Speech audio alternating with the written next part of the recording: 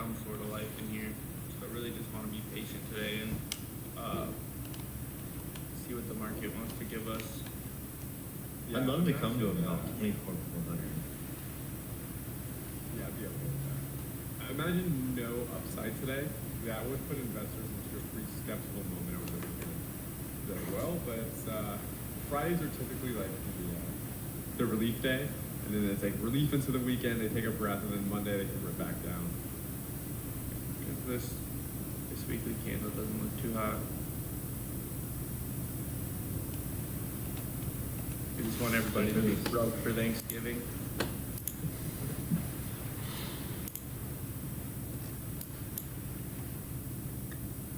We're not having turkey this Thanksgiving, we're having ramen. Yeah, canned turkey this year, spam.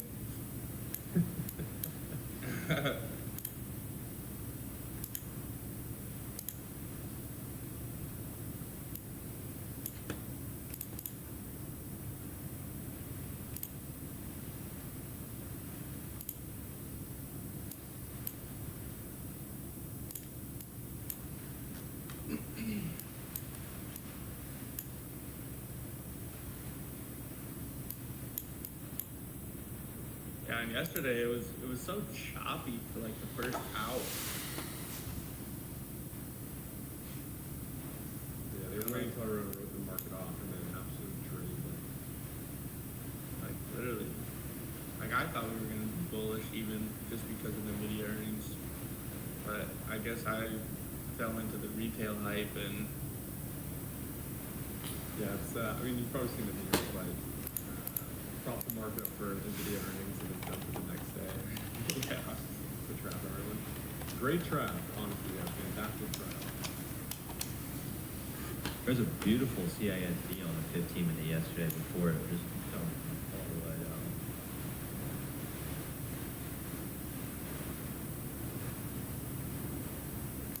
morning info. Yeah. I mean, honestly, Surfer Dude, I wouldn't be surprised if we do get some choppy price action today. Like I said, we just fell 1,000 points and straight into a monthly low point of liquidity. You know, we're not just going to move in one direction for a crazy amount of time. Like we just came into a point of liquidity. Now we're kind of having a tug of war battle between the bulls and the bears. Like we're at a point where, you know, if we continue falling lower, we can see areas, or do we start to get some bullish momentum under here? Do we start to get some legs? It would be pretty hard for me to even have any sort of bullish narrative until we start disrespecting these higher time frame order flows. And like there was some entries down here that could have played out, but honestly, like unless you're trading that London session or trading pre-market in general, it would have been kind of hard to catch some buys down there.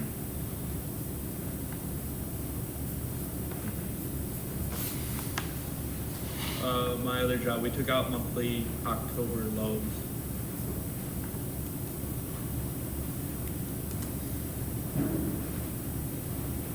The previous 1,200 point candle.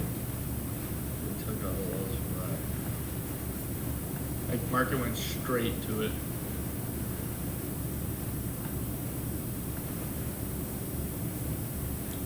Is your 5-minute range? I've been watching this 5-minute orb. I'll be right back. It's been hitting well when it forms before the 15-minute range. Yeah, I think key for any sort of orb is that displacement. Like, where are we at on the chart, and what type of displacement that are we getting? Like, if I see an ILM playing out, I'm catching orders to the upside. Like, I missed the ILM entry, so this is kind of like a second line of offense, whatever you want to call it. Like, this that's is alternate entry. Yeah.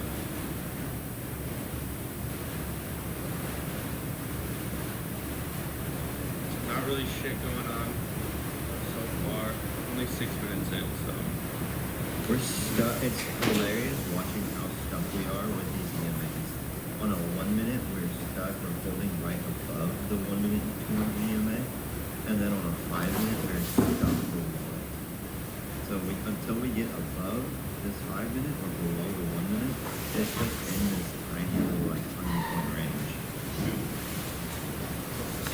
part of me wants to just long it into this H4 FPG, but I don't know if we're gonna get this pullback down to 24,102. Yeah, that's what I want to do, Pecky. I really want to long it into this H4 FPG. I mean, I I'm do pretty too. confident that we're gonna come up in here. I'm gonna You know, wait like for the more. support.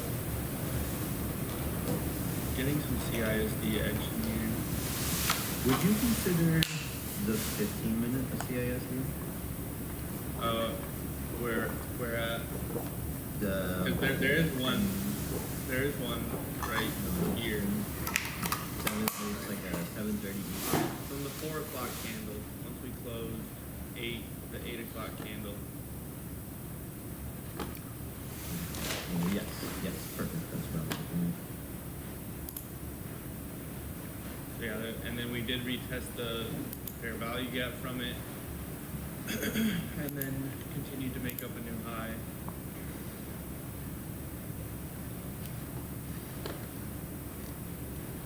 The 1 hour kind of looks like it tried to do a CISD, but it's not like a strong one.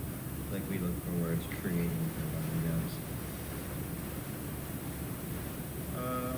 Yeah, I like personally, I would be more so looking like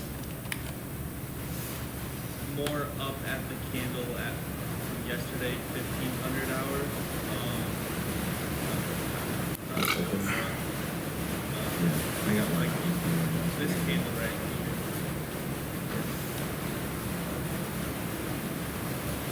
Like you Right at 400. Yeah.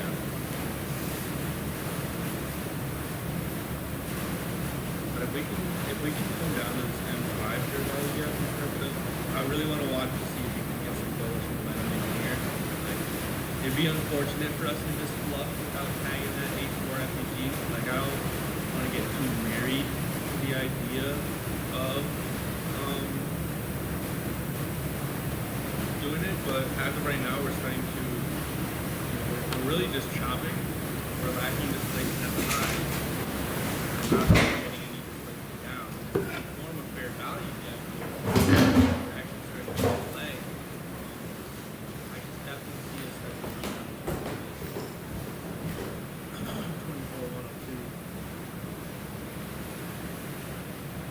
We want to see these displacement legs. We want to see fair value gaps get created.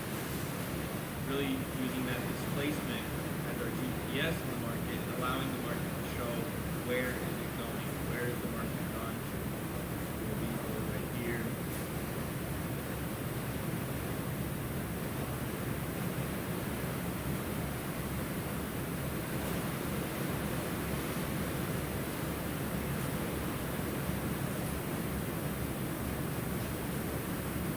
Now,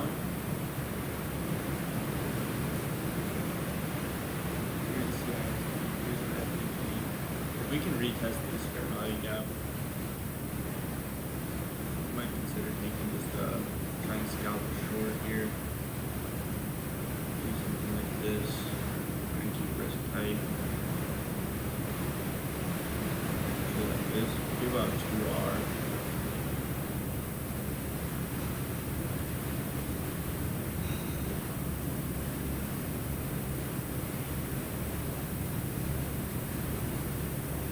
I'm just gonna watch it. I'm not gonna enter this, guys. If it I'm runs, it waiting until runs. orb. But I do like this displacement leg down after taking out liquidity. We've just now swept out pretty much open blows. I would have loved for it to sweep out this pre-market high first.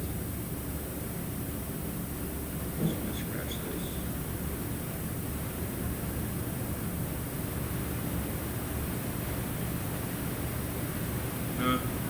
Steve, I'm not. On it, I mean, where's not? I would be more so waiting for a better sweep of liquidity. Like, yes, on the 1 minute we could sweep out some lows. I'm not saying that it can't work, but to be honest, I'm just not confident in that. I would rather either wait for a pullback down to here, or we might end up missing the move up to the H4 FPG, but looking for some sort of sell signal up here. Right now, we're just still, we're still in this range, and so So until the market wants to pick a side, it's kind of hard to grab an entry. Otherwise, we're just playing chop with real no conviction. Like, Good I do example, think- just waiting for the orb too. Mhm. It's inside the range, just don't bother with it.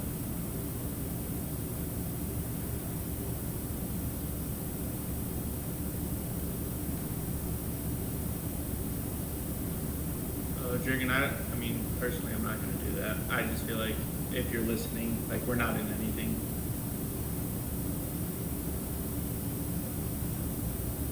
Then we forget to take it off when we get into something. That's the problem. And, like, I flip around from time frame to time frame, so it kind of just, it's just there.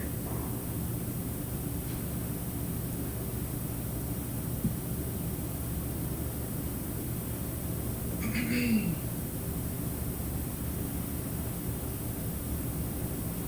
me just get rid of these. Get rid Notice how of price like is not respecting any fair value gaps now. That's just kind of a good tell also just to be patient. The 5 minute candles are looking like they want more downside than up. It's starting to look rough. Heavy top wicks on the last few. Are you talking about this fireworks? These red and the green? It's a Lux Algo liquidity swings indicator. Oh yeah, and we do have news coming through. Thank you. Insane. So, you got that flash PMI. This should give us a better tell. And, I mean, really just reacting to the news. Hopefully we get some manipulation like down. Because if we can get some manipulation like down, like I said, I have no problem grabbing some longs into this H4 fair value gap because London has swept out Asia lows. We can kind of expect New York to expand. It's not like that all the time, but you know, we've taken out Asia highs, we've taken out Asia lows. Which way is the market going to go? Got about 50 seconds. So they're missing the market is definitely waiting for PMI, huh? Yeah. Yep. Okay. Let's see.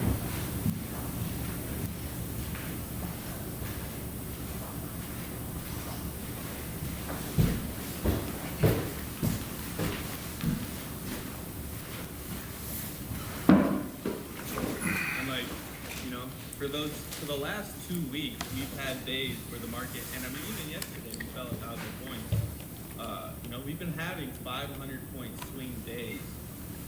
I mean, we're gonna run into a day where we're probably not gonna move for shit at all. Like, if anything, 100, 200 points. And like I was talking about it in the futures thread that when, you know, we have to appreciate days like this where we do get 500 point swings because that is how we're going to make most of our money is by having days where the market actually gives us opportunity to have more than 100 points. And when that market starts to slow down, that's where people get really, I mean, emotional and they start just making irrational decisions and, you know, really just forcing anything. Like yesterday when we were at that low, you know, I was trying my best to, you know, kind of coach, but like I kept seeing people like, oh, do we buy now? Do we buy now? Just take this 1 minute ILM. And it's like the market just fell 1,000 points. Like, not to say that we're not going to get a reaction. Like, we should get a reaction, but is it something that you're comfortable putting risk on? There was still about 30 minutes until the H1 candle closed, and I mean, ultimately, it ended up failing. Like, any ILM before that 1 hour candle closed just got fucked. Did the news come out? Yeah. We are. It's like it. starting to get- Guess we didn't really get like a massive single candle. Mhm. Here's your 5 minute orb break. Look at that 5 minute fair value gap.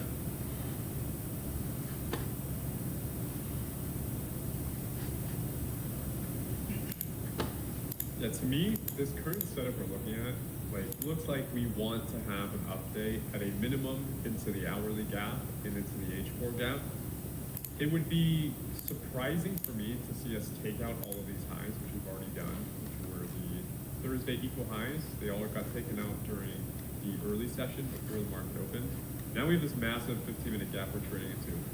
It would surprise me if we invert this whole thing and target London's lows. Yeah, here's that 5-minute fair value gap I was talking about. So if we get some sort of bullish momentum out of here, I'll definitely consider a long. Still want to wait. Like, you know, how many people do you think are, oh my God, we just fell 1,000 points. We have to bounce, right? Like, we have to bounce. I can only imagine how many people are thinking, kind of with that, like, they're probably on edge, but I would just be assuming that people are, you know, feeling like we have to bounce, but the market doesn't have to do anything. That's me. I am people. If you look at, just even from like the data standpoint, every time we have like a massive down day, we can go back to like February. Every large down day is immediately responded with an update. Doesn't mean the update has to engulf the previous down day, but every massive down day did have a green candle close, 90% of the time, which leads me to believe today would be a green candle close on the daily, and it is right now. Like, to be fair, like right now the daily candle is green, and I hope it stays that way because we have in this market, you know, daily candle open is a pretty significant point because I do not think today's candle close is red, but If we invade this MPG, I'm gonna potentially grab a long here. Probably about half risk because our stops would have to be 100 points, so I don't want to get smacked. hit a blinker before you even. There you go.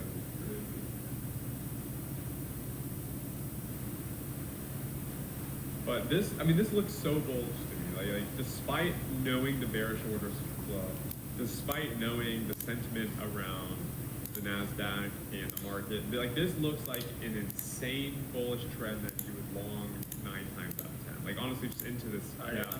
I'm going half risk. I'm in here. the long. Like I'm like gotta go super small risk just because we're risking over 100 points. Yeah, it is a large stop.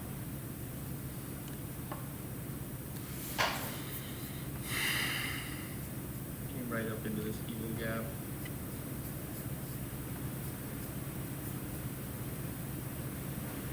And for all my option guys, like this is the area where I would buy like 2-week out expiration call contracts for QQQ and hold them over the weekend. Yeah, I'm in a trade couch. I'm in some very, very light risk, just because we have to have such a wide ass stop. But I'm looking for some momentum to come up with this H4 fair value gap. I should have just put a limit down here at this 5-minute fair value gap, like I was kind of talking about. But oh well. I'm looking for this H4 fair value gap, and then kind of watching how we react when we come up to the highs, because on a lower time frame we do have this CISD right here, and we came right down to retest this fair value gap. So if we can get a nice pop up to the upside from here, again, I'm in some super light risk. Maybe you guys probably got a better entry than me if you waited a minute. But with the 100-point stops, I gotta have some control. And the only thing we can control is how much we're willing to lose. So. And Jaden, do you still use TopStep, or have you tried any of the other new brokers? Yeah, I do still use TopStep, but mainly I've been trying to focus on Alpha Capital. Alpha Capital. Yeah, it's like they're very similar rules to TopStep. It's like literally the exact same rules. Just you get a little bit more drawdown. They are more expensive than TopStep, and yeah, I mean that's really all it is. It's more expensive, similar, pretty much exact same rules as TopStep, just a little bit more expensive. Very cool. Also, news update in the pharmaceutical industry. I think LL Lilly just hit $1 trillion. Yeah. Oh wow. You get a higher payout cap, Pecky. you can take out the 15K per account rather than Top Step's 5K.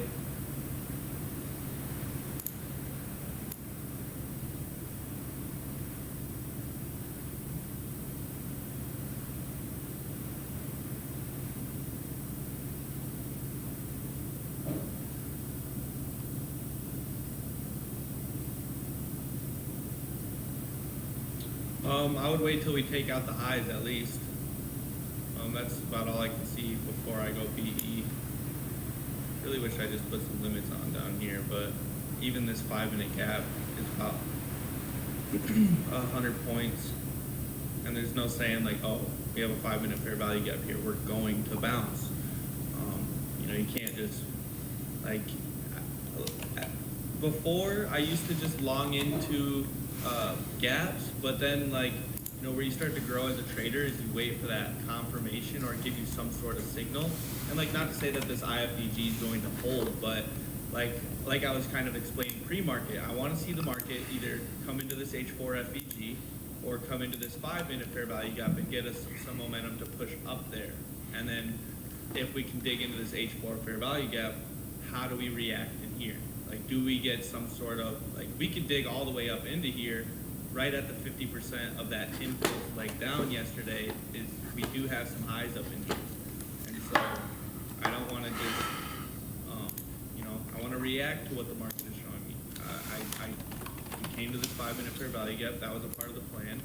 Now do we get some bullish momentum pushing us up to our targets? And what we want to see is some displacement over the highs. These higher time frame fair value gaps, I like to look at them. I mean, I think they're like magnets. The market tends to just shoot towards them.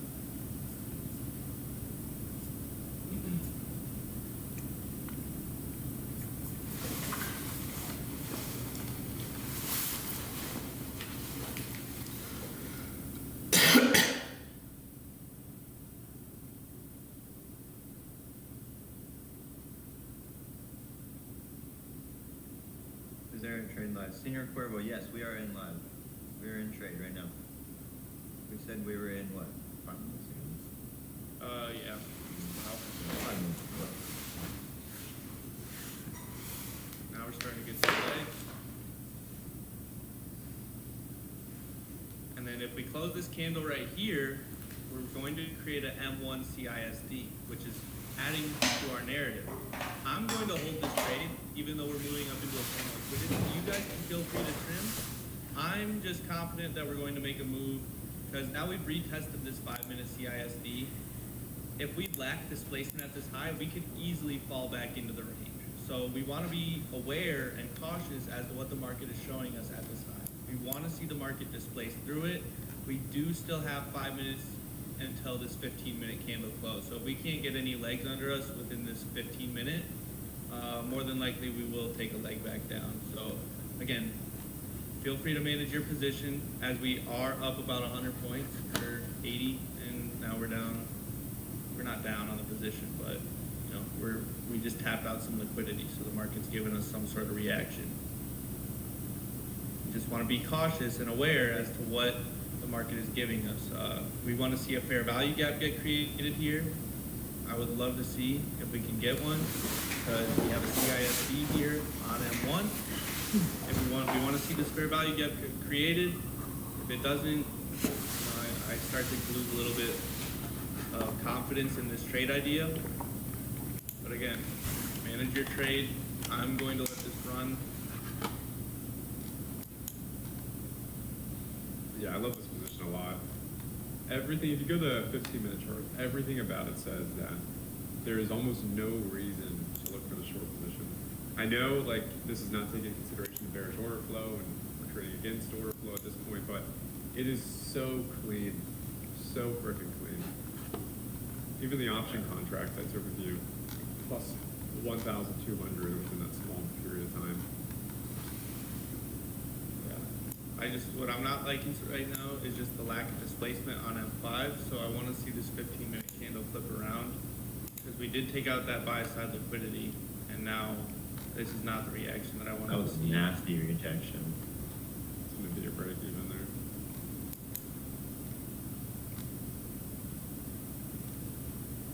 That was high day from pre-market. ES hadn't swept out the highs yet. Oh, my bad, guys. I accidentally took the position off. 4.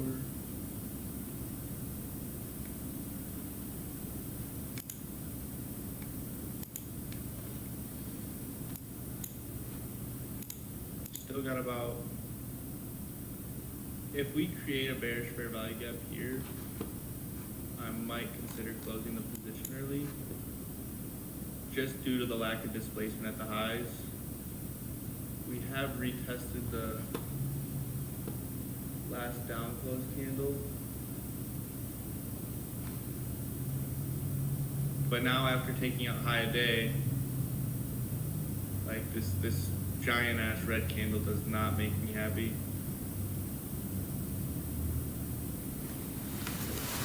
This 5-minute close has been tough there. Just along with the 1 hour, 15-minute. Just we're lacking displacement at the highs is what the market's showing me right now. So we've created a 1-minute CISD. We've created a bearish fair value gap with it.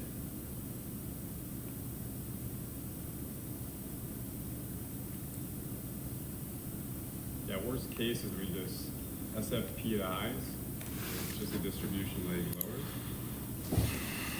lower. Again, still very difficult to think that we come in and invert this M15 trying to target London low.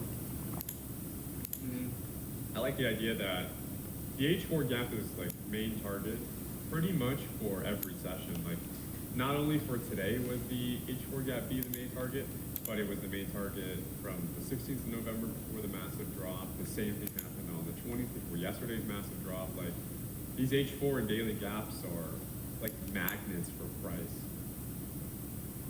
Every time we've had price absolutely come up, test, clear it. Maybe just this, they would never clear them fully, but it would be a very small tap inside of it.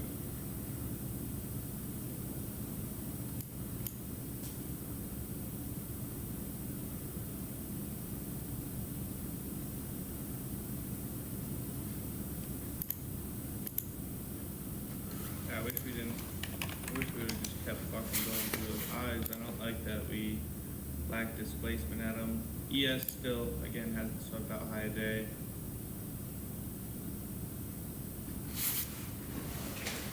Retested the 1 hour fair value gap.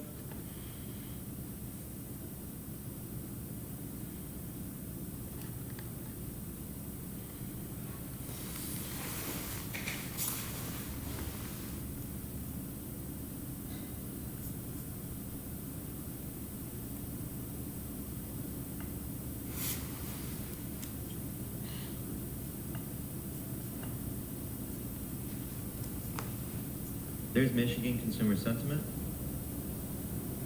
Oh, that's the other news for the day. Good. Yes. See if it has any effect. Not usually.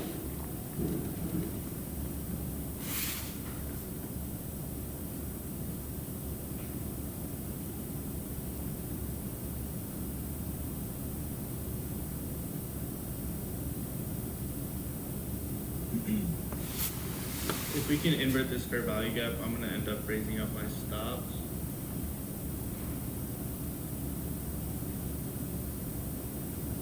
Just don't like this M1 CISD with the fair value gap right now. We held that too.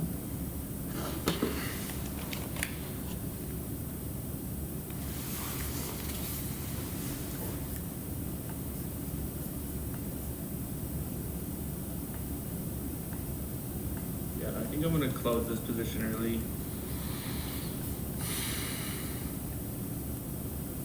Yeah, I'm out here, guys. So, it did give us some momentum in our direction. I still have some legs to take another swing, but the key here was this lack of displacement at the highs. If the market was going to give us the juice that we needed, we were going to displace over this high. And instead, you can see that we just created a wick on M5 and M15, and then ultimately we get a change in the state of delivery below, and now we're respecting this. So Patricia Heaton Here's was the rated CISD. 67. Here is her number and one so secret. hopefully you guys got some Oregano trims or off oat? up there. Oregano. I ended up taking it on the position. Cashews or almonds? Almond. Or went BE up Which here. actually contain toxins. Kiwi or banana? Kiwi. But then look at this reaction here. We get the CISD, we get the fair value gap, we retest it, and now we're making a leg down. So, I mean, we closed the position early, saved us about 30 points of risk, and it would have stopped us out anyways. So, we'll see what the market wants to give us again. Now, if we lack displacement down here and just sweep out these lows again, I wouldn't be opposed to taking another long. I think some of the best longs, as far as my preference go here, are literally like swing position longs. Yeah.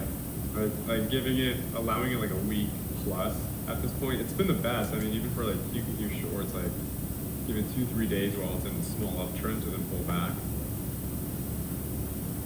We're now underneath the daily candle, so the daily candle is now red. Typically speaking, best periods to buy, I mean, you guys already know this from the premium discount. Best periods to buy are during the discount. We're in the discount of the 50% of this range, which is from London lows all the way into the session highs. We can see the reaction we got from the session highs. This is literally where price rejected.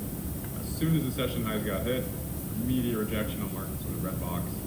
Now we're in the discount. Buy red candles on the daily close, get green candles 5-6 hours later. But again, that's why we also went lighter risk, because we had to have such wide stops. And so now we swept out these lows again. Do we start to get some legs, or, I mean, essentially was this high a day? Do we invert this fair value gap and make a new low? Personally, I want to see it, again, not to get too married to the idea, but we still do have this bullish order flow on the higher time frame that we're coming into. Do we create a 5-minute fair value gap to the downside after sweeping out liquidity? You know, kind of showing the market is kind of showing its hand. Are we taking, you know, are we going to make that leg down after sweeping out the buy side? Or do we make a move up into that order flow and, yeah, again, just want to react. And for a lot of new people who don't mark out the 50% of ranges or see us doing it and wondering what it is, one of the most important things to know is when you're trading in small ranges like this and you're allowing yourself breakout potential, in this case, this trade was breakout potential because you'd be breaking the 50% of the range or the top of the range into the H4 fair value gap. All you have to do is mark the lowest wick to the highest wick in the price leg that you're within. And this is the price leg we're within right now. The 50% of this range is going to give you a lot of value because it's going to let you know as soon as you get discount-worthy prices or value-worthy prices in this range. So as soon as something trades underneath that 50%, and in this case you have double confluence because of the fair value gap, you get value. And this is important to know because it doesn't just work for intraday trading, but it heavily works for a high time frame. It's one of the most powerful things you can do is figure out where is the potential discount in this price leg. And right now the discount is inside of the 15-minute gap and right underneath the 50% range, and the daily candle turns red every time you get discount. So not only do you get discount purchases under the 50%, but you get to buy when the daily candle is red. If we invert this, I'm going to go another half risk long. And then if this doesn't give us any legs, then I might just sit out for today. All right, I'm in, guys.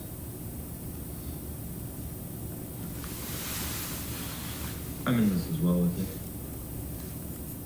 Just because we just swept out the lows again,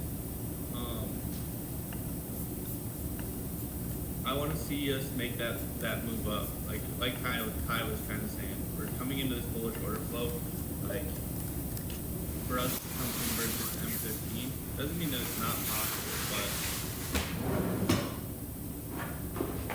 At a minimum, highly unlikely. yeah. And the cool thing is too, and this goes for like all my futures guys, we've been looking into options. Like the cool thing about options when trading intraday moves is you technically do not sell the position until the market closes. So if you are trading options during the streams, you probably already know this, but you don't ever have to stop the positions out. They literally get to run all day for free. Your max 1 hour is at full expiration, which is minus 100%. So you get to hold literally through all these moves, and your stop will be at expiration the same day. So zero DTE contract. So you're trading the same day expirations.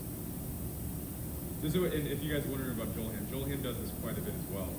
Is he doesn't actually allow his positions to get manipulated because he's playing with one contract as full risk, so he can allow the contract to run all day long.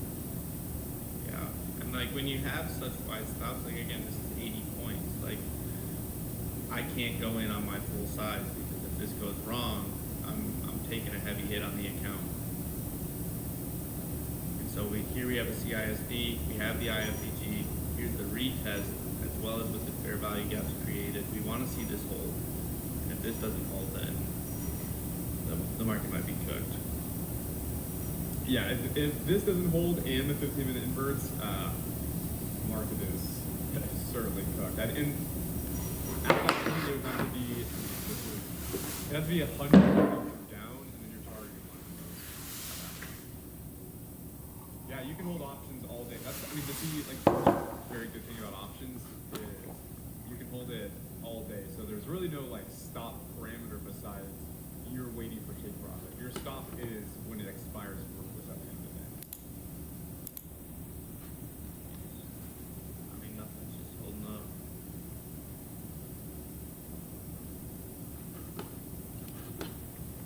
Just sold Uber for $1,000 first option trade. Are you selling puts? I assume you mean you're selling Uber puts. Or you buy call contracts and they're selling contracts back. I feel MSTR fucked me. I pray that Michael Saylor doesn't blow up the entire crypto industry by having to force sell for his reversible notes, but we have 5 hours.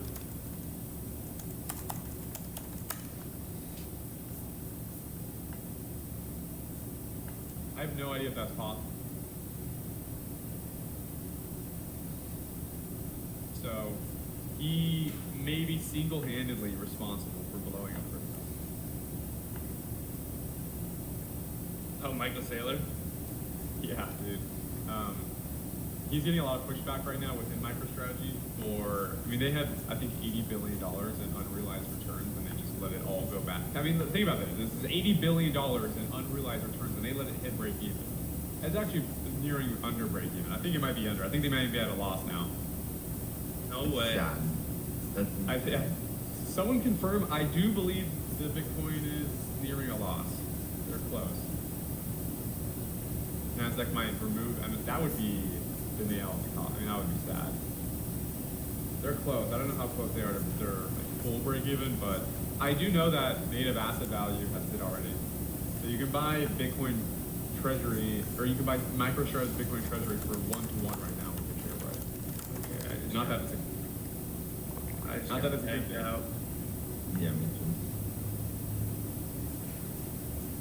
Well,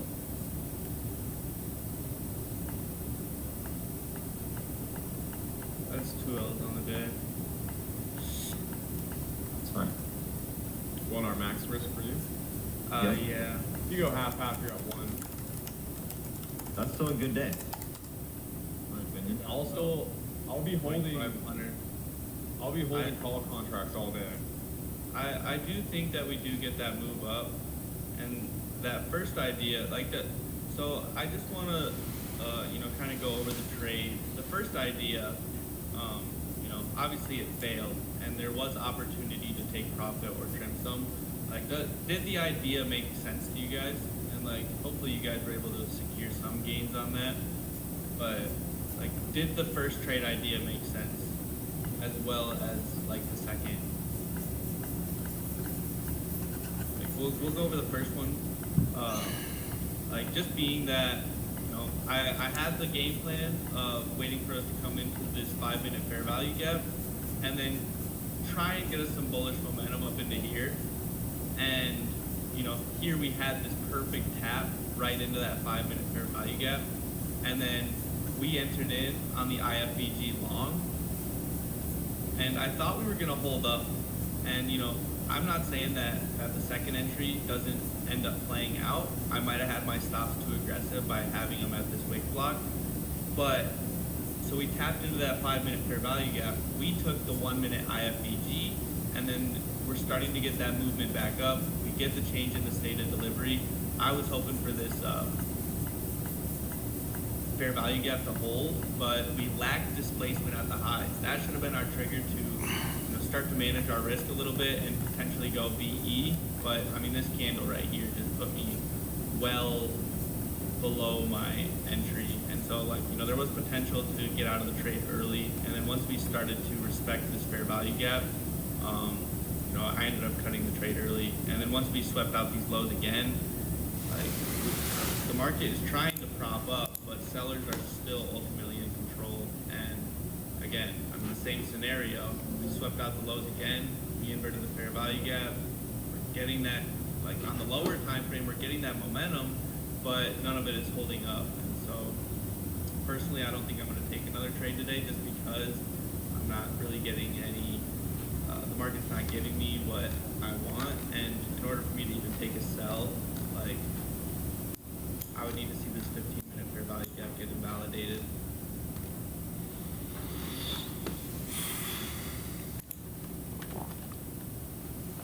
Also, no M5 fair value gaps yet for potential gold models populate either.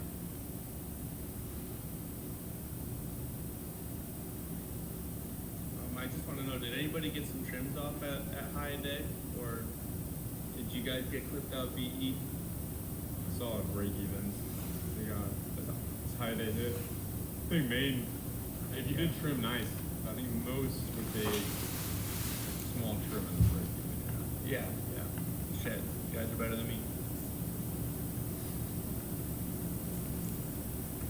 Good job. Oh yeah, Knicks. It did give us a nice run up to these highs, and I might have just been greedy looking for this H4 fair value gap, because I mean, about from where I entered, it was about 100 points up.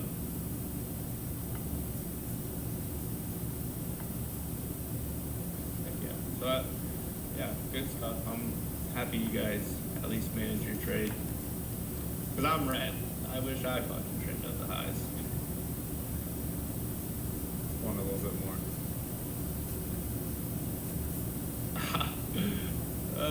I'm not sad. It is what it is. Solid trade. I just wanted to make sure that you guys at least understood the whole narrative behind, one, the trade idea, and why it would have been, obviously hindsight 2020, should have trimmed at the highs. But the key that we were going to make a move down is, if we look at M5 and M15, notice how we just created a wick above the highs. So buyers were trying to step in and, you know, allow the market to come through and, like, you know, start pushing us up to where we wanted to go, but just swept out the highs and took a leg down back towards those lows. And, you know, even on the second trade, still potentially could have had you know, this still could eventually play out as long as we don't make a new low, but I was just trying to be tight with risk and had it at the quick block, which got stopped out.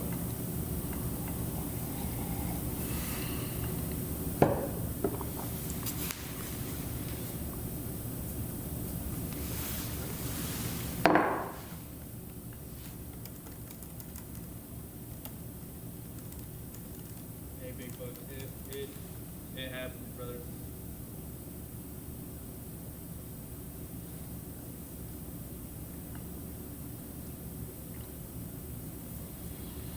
Here we are. We're below the orb branch now. However, we do not have any gaps that can fulfill a requirement for a short position yet.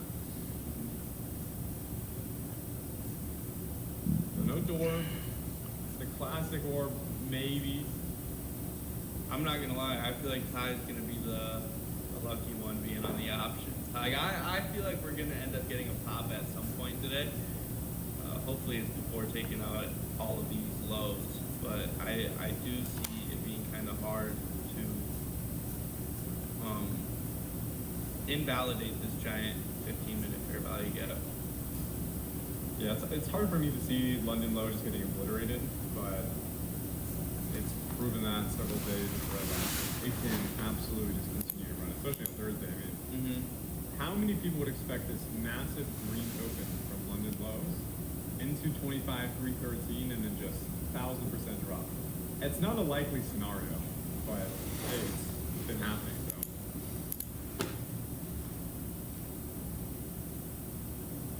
Yeah, so we would have been stopped out completely on that second trade if we had our stops at the swing low. But again, and if we do make a move down to the lows, I mean, the way I see it is we just simply lack displacement at the highs, and that is your kind of signal that the market it doesn't really have the energy to go up, and we have our retracement to the downside. And I mean, yeah, now the market is just finding areas either to finding some level of support, or we're just going to disrespect these areas and move to some sort of sell side liquidity.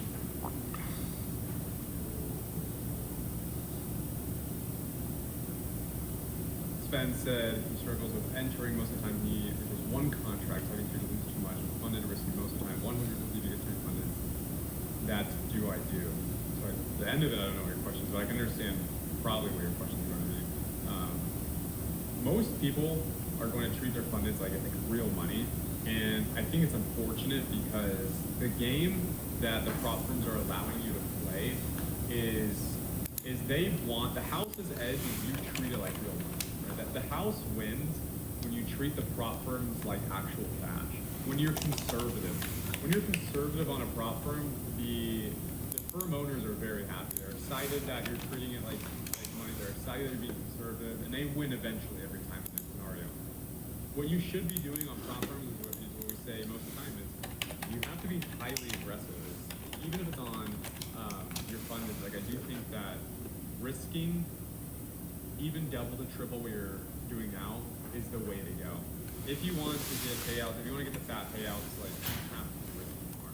If you're only risking one contract, I mean, let's be honest. Like after a month, one contract at a 10R average, it's not all that much profit that you're pulling. And I think the opportunity cost to hold the funded and treat it with extremely low risk is a higher risk than blowing the funded and going again. I think that if you are conservative on prop firms, you have a heavy opportunity cost, and that said opportunity cost outweighs the potential risk of blowing the funded and having to go again. Yeah, I mean, I agree. I mean, but I also there's some people very well prove that you can make decent money by as long as you're consistent and you take those base hits. Like I find it easier to be risk on once you've secured some money from a prop firm. Like that. Like a buffer, like, yeah, and like you've pulled some gains from the market. Like until you know what you're doing and you have confidence in your edge, I would just stick to the lower size. But then, at the same time, you're risking $50. Like, I mean, Knicks, for example. I mean, he's not going in with crazy size. Some positions, if he's very confident in the setup, he'll have some size. But at the same time, along the way up, he's trimming very aggressively. And then, he's able to secure gains, eliminate risk, and then allow himself to hold positions longer simply just because he's secured gains and he's not holding that much risk. And like once you allow your accounts to get up there, then you feel a little bit more loose. You feel more comfortable to take on size, and like psychologically, Um, it's just numbers. It's honestly just numbers. It's like if I were to trade with 10 minis, it's the same thing as one mini, whereas one coin is $20 on a mini, and on 10 minis it's $200. So psychologically, what is your how do you feel about those numbers? Is really what causes that emotion.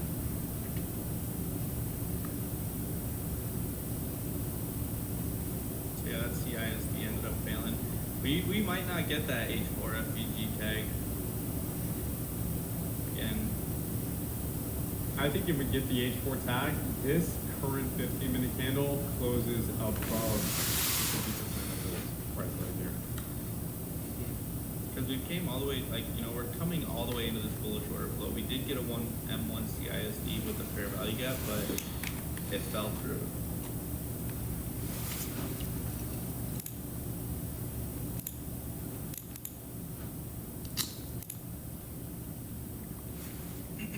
Is someone asks, is Bitcoin and crypto cooked, or can't say? Now you can say, I think that alts are completely cooked. I think that alternative currencies, Dogecoin, Shiba, the etc., anything outside the top 10 is in a very bad place right now and probably won't recover until next year, which leads me to believe that a lot of the market is going to flow into either stable coins or into the majors, and the number one major being Bitcoin is the one I think is quote-unquote safer. With institutional adoption, I think that there's an unlikelihood of an 80% drawdown that most people typically think can occur in a bear market, right? Because we saw this in 2017, 80% drawdown. We saw this in COVID, 80% drawdown. We saw this in 2022. 2022, to be fair, wasn't 80%, but we got close. I think it was somewhere around 65. But I don't think that's likely, and that's why you probably see me stacking Bitcoin heavily. And most of the time when I go off and I'm stacking crypto during like a bear market, people are like always questioning me, like, why are you doing this? And they questioned me during COVID. People were like, why are you buying crypto right now? Like, we're on the brink of a global pandemic, the world's over. I'm like, well, if it's over, then Bitcoin's gonna be worthless anyways. Let me just at least attempt this. And I was right in that case. The same thing that ended up happening in the 2022 to 2023 bear market was like, let's just accumulate. I know FTX, the biggest firm in the world, just blew up, but like this is where you get cheap value, and all I want to do as an investor is find where value is and buy it. That's it. Contrary to whatever the market wants to say about the future, they don't know. And the one thing you do know is if you have value on your position. And right now, I believe Bitcoin's at value. That's why I've sold all my alts and I've fully went into stacking Bitcoin instead. So I can't say I'm right about buying my Bitcoin yet, but history definitely rhymes slightly with what happened in the past, and I think that there's going to be a course over the next 6 months that shows buying cheap Bitcoin around 70,000 to 80,000 was the best foot forward. I think it's extremely unlikely that we're going to see Bitcoin hit anywhere below 60 grand. And yeah, that's the main bias. I think that all Bitcoin not. That's why I'm buying, right? If you look at my channel, I've been stacking Bitcoin, and I think it's going to be one of the best opportunities in hindsight. But I don't want to trade the hindsight. I want to be like right now. I think my actions are going to be considered like, oh, okay, you can say that hindsight, and then I pulled the Discord receipts and like, well, look, I was buying consistently back then. That's what I want to do. I think right now is what we're going to look back on and we're going to say, wow, this was a good opportunity. I just want to be involved in that period of time.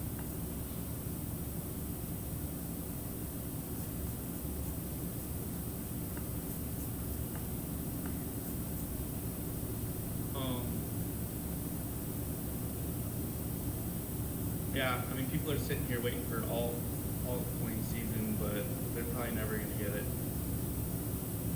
I don't think, and honestly, I truly think we already had all coins season. Yeah. I hate when I say this because people like hate it. People hate me when I say it.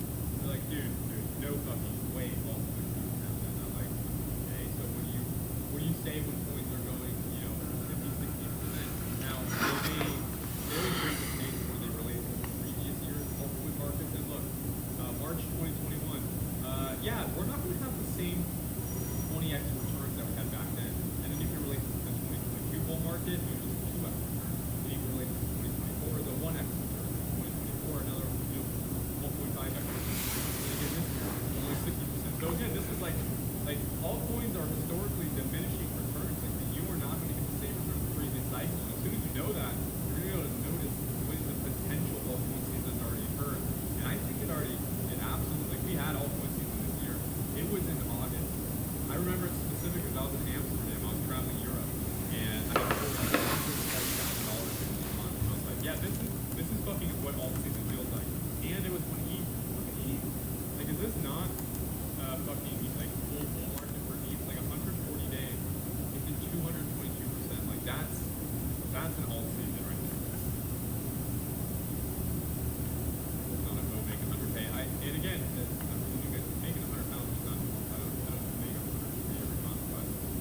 you get good market positions, you know, step on the gas and really get close.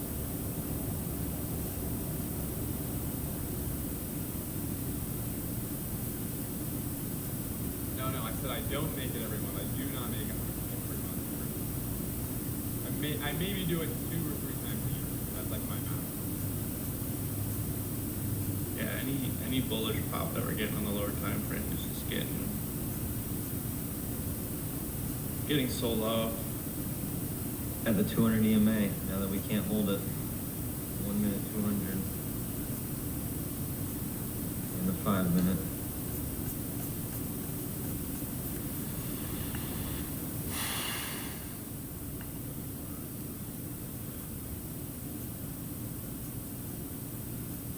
Well, that will be the 50-minute failure close here. Close.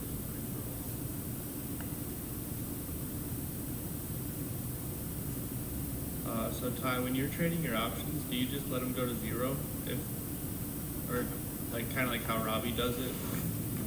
Yeah, so essentially I'll actually buy the signs that, like, so let's say I want to risk $5,000. I'll just buy $5,000 worth of the option, and that will be the risk of like the 1 arm.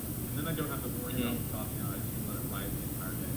If you want to risk $500, just buy $500 worth of the option instead of buying, let's say, $5,000 and having to stop out at 6%, right? Mm-hmm. That's the way to go with options. That's the best way to do it. And that's what Nick talks about as well. He does that. Yeah, Nick does that specifically on his options. It allows a few things. I mean, number one, it definitely price fluctuations to occur, so the trade can definitely breathe a lot more. But 2, you don't have to worry about like stopping it out or finding invalidation. Like your invalidation is it expiring.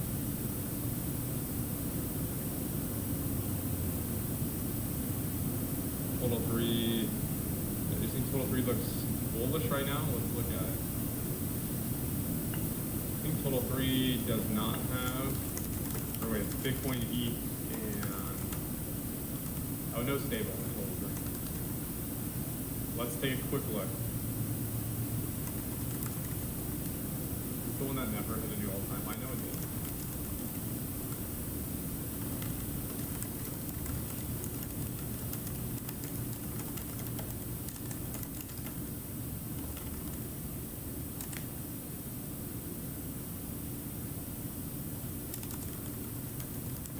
I mean, to be fair, it looks the exact same as Bitcoin right now.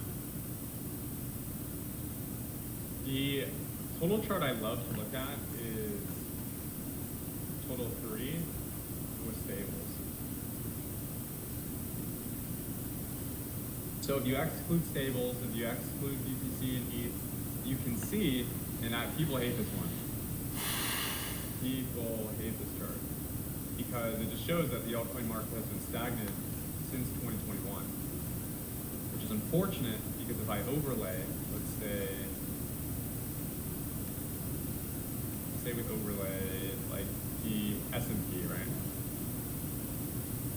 Let's overlay the SPX on top of this. This is, this gets people's panties in a bunch when they see this shit. We can see that in the same period for SPX and total's up 32%. And SPX up 64. Not the best thing to see because you can literally outperform all of your crypto holdings by holding the S&P 500. Now, of course, if we go back to 2017,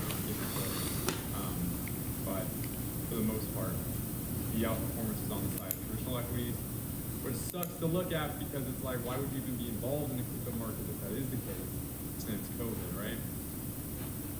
Hard to justify buying assets that have nearly no value or honestly vapor in the market and buying the SPX or the NASDAQ.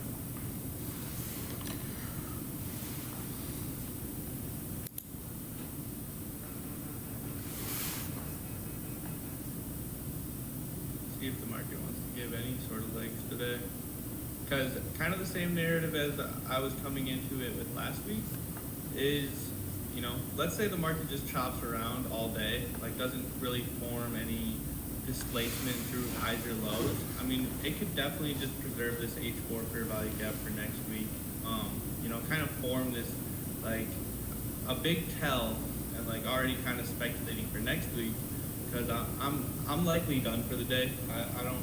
The market's not really giving me any signs. Any sort of bullish momentum is getting sold off currently, and like that first trade overall was a good trade. The second one was just trying to, you know, we had the same narrative of sweeping out the lows and taking the IFEG and hoping that we were going to get some legs. I mean, the market was giving us some lower time frame momentum, but just coming into for next week, like, do we create a daily fair value gap here? And if we do create a daily fair value gap, and if the market doesn't give any juice to the upside, is already coming into next week, if we do create that, is look for the market to come up into here, and how do we react from there? Do we respect this? Do we invert this? Personally, I'm still leaning a little bit bearish just because of that super weekly higher time frame. But honestly, just, yeah, likely done for the day. I'm just gonna wait for next week.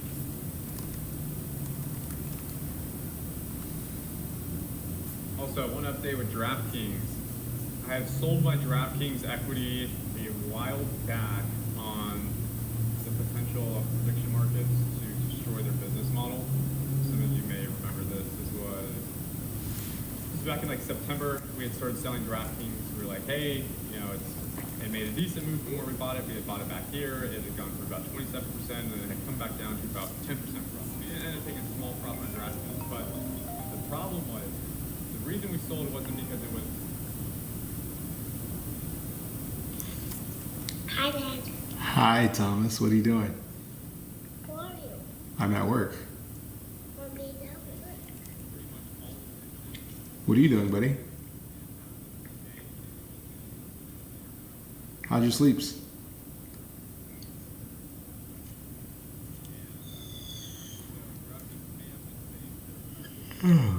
Thomas, I came in your room last night. You were sleeping. You were giving. You had the big snores, buddy. You were going. You were whistling. You were whistling like Donnie and Walter.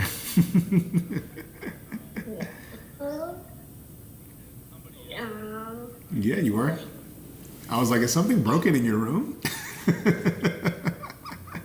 was like, what's that noise? That was you, buddy. I was confused. I was so confused, buddy. I was like, what is that noise? Thomas, you got a little cough, buddy?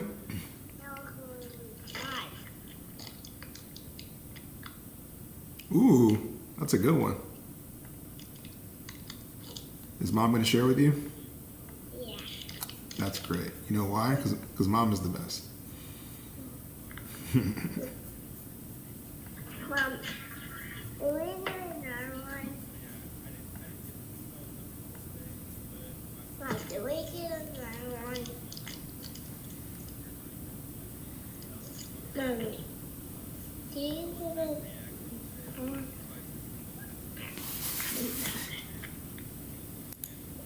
I can't find it, Mom. Oh, I can't find it.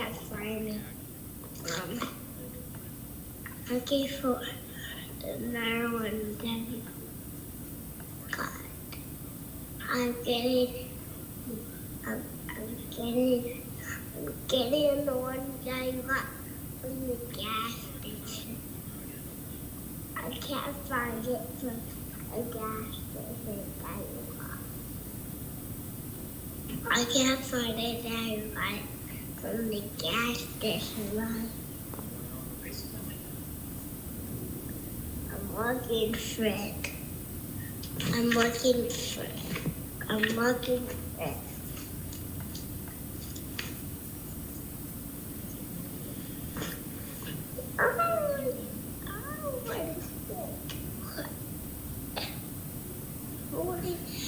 Good morning, anyways. Good morning. Good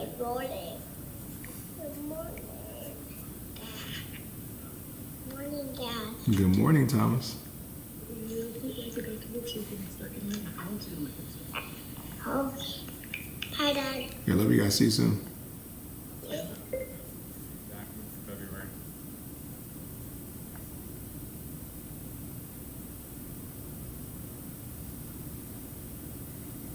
And then even as we start approaching London lows, like how does the market react at London lows? Do we start to get follow through? Do we start to get displacement under these lows?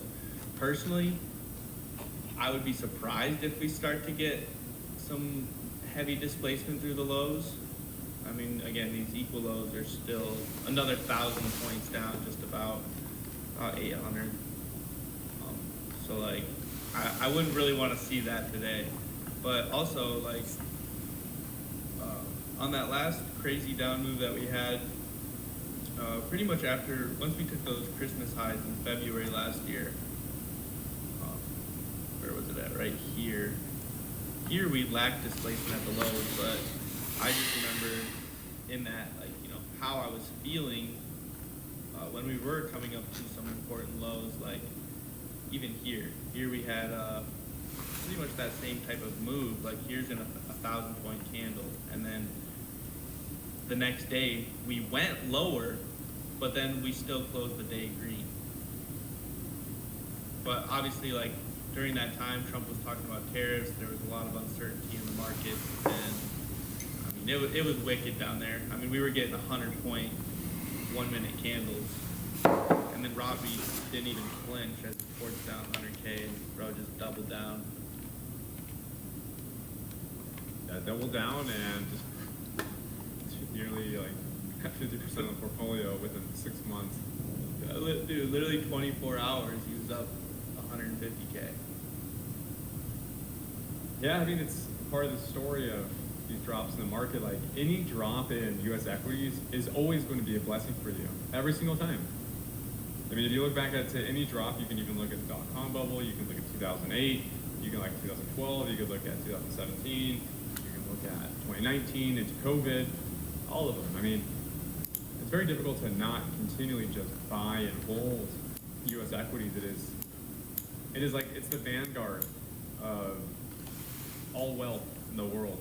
It's not just the U.S. that holds wealth in the U.S. stock market. It is, coincidentally, a lot of foreign countries denominate a lot of their wealth in U.S.-based equities.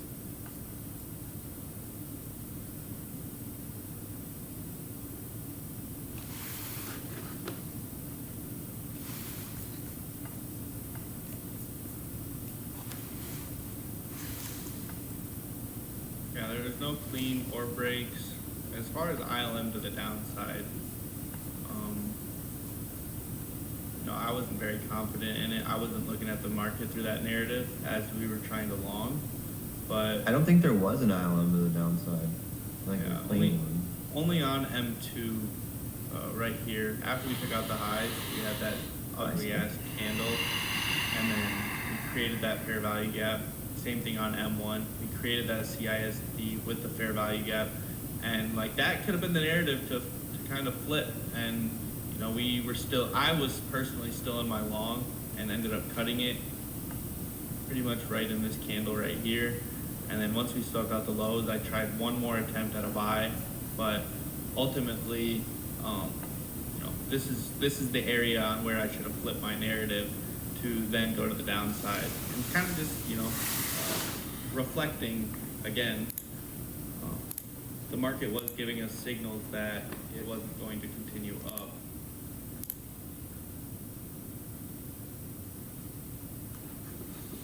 So it says, is it possible we want cheaper everything, food, housing, eggs? Does that mean that all markets have to dump? No. Yeah, so the markets don't have to dump. For us, I mean, it would be a crazy scenario to like equities have to drop for then everything else to get cheaper. I think it would just collapse the economy. So you'd have artificially lower prices because the economy is doing poorly. Bonds are surging. So no, that does not have to happen for things. Yoma, what you'd want to see is if we are going to come to those. I mean, 897. What's 10 points from the London low? I feel like if any more follow through to the downside, we'd want to see displacement under London low. And like even we could even, you know, literally 897 is not even 10 points below.